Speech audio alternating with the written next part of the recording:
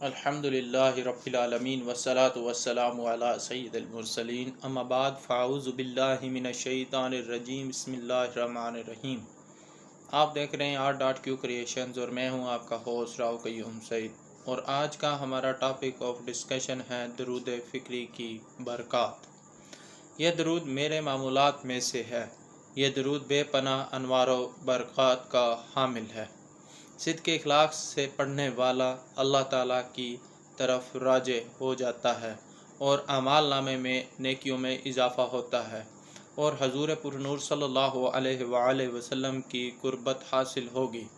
ظاہر اور باطن میں پاکیزگی پیدا ہوگی۔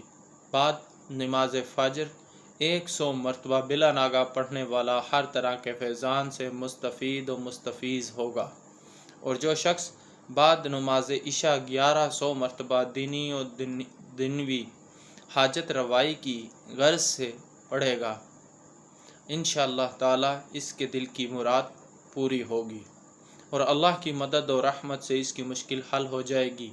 اگر روزانہ 11 مرتبہ پڑھا جائے تو اللہ تعالیٰ کی تائید و مدد شامل حال رہے گی۔ غم زدہ پڑھے غم دور ہو جائے، سفر میں پڑھا جائے سفر بخیریت گزرے۔ عام طور پر پڑھنے سے شیطان کے شر اور ایذائے دشمن سے حفاظت رہے گی۔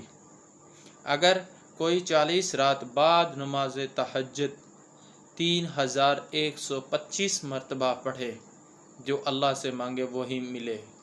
اگر زیارت کی غرض سے پڑھے تو زیارت سے بھی مشرف ہوگا۔ ایسا کرم اللہ تعالیٰ نے بندہ ناچیز پر بھی کیا ہوا ہے۔ رمضان المبارک میں کثرت سے پڑھنا بارگاہ محبوب خدا صلی اللہ علیہ وآلہ وسلم تک پہنچنے کا بہترین وسیلہ ہے، اور اللہ تعالیٰ خوشنودی اور رضا اور قرب حاصل کرنے کا آسان ترین ذریعہ ہے۔ اسے ہمیشہ معمول کے مطابق پڑھنے والا مستجاب الدعوات ہو جاتا ہے۔